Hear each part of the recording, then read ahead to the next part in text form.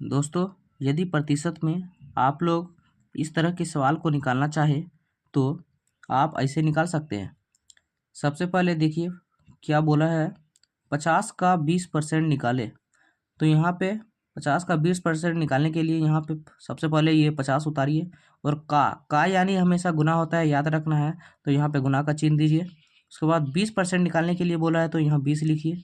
और परसेंट का मतलब होता है हमेशा बटा में 100, ये हमेशा याद रखना है। उसके बाद काट के देखिए, जो कट रहा है उसको काट दीजिए। 0 0 खत्म, 0 0 खत्म, 5 दूनी 10, ये हो गया आपका 10। देखिए 50 का 20% कितना हुआ आपका 10। उसके बाद हम लोग देखते हैं, यदि 50 का 40% का 20% निकाले, यदि ऐसा प्रश्न आए तो आप सबसे पहले लिखिए 50 का यानी गुना 40% मतलब बटा में 100, फिर का यानी फिर से गुना, फिर 20 का यहाँ लिखिए उतारिए। उसके बाद परसेंट, फिर बटा में 100। उसके बाद काट के देखिए, जो कट रहा है काट दीजिए। 0 0 खत्म, 0 0 खत्म, ये 1 0 1 0 खत्म। उसके बाद 2 पंचे 10, 5 5 खत्म, ये 4 बचा। तो ये 4 हो गया आपका 50 का 40% का 20% आपका, ये 4 हुआ आंसर। ठीक है। उसके बाद देखते हैं 50 का कितना प्रतिशत 20 है। तो हम लिखते हैं कि माना कि 50 का x% बराबर 20 है। ठीक है। उसके बाद लिखते हैं यहाँ 50 का यानी गुना x, प्रतिशत निकालना है तो x लिखे, और प्रतिशत यानी बटा में 100। ठीक है। और बराबर है हम लोग का 20। ठीक है। उसके बाद हम लिखते हैं 50 का 50 इंटू एक्स।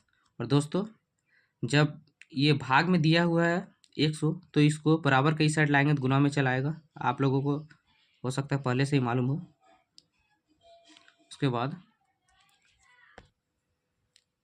x बराबर 20 इंटू 100 और ये 50 नीचे चलाएगा।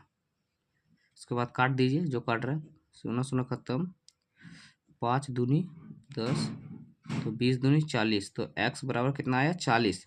आपका ये जो बोला था 50 का कितना प्रतिशत 20 है, तो ये देखिए 50 का 40% आपका 20 है। ठीक है। उसके बाद देखते हैं 50% का 25% निकाले।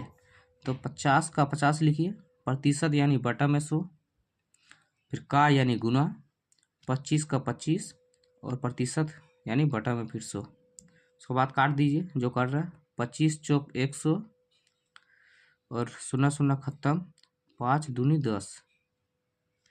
तो यहाँ देखिए इसका आ जाएगा आपका ऊपर में कुछ नहीं तो 1 और बटा में 4 दूनी 8। तो ये देखिए 1/8 आपका आंसर आया। और यदि इसको भाग दे के यदि देखें तो आपका 8 से यदि भाग दीजिएगा तो 0.125, ये देखिए आपका इतना आंसर आएगा। ये लिख सकते हैं या फिर ये भी लिख सकते हैं आपका ये आंसर। तो दोस्तों, आज का वीडियो यहीं तक। हम आशा करते हैं कि आपको समझ में आया होगा।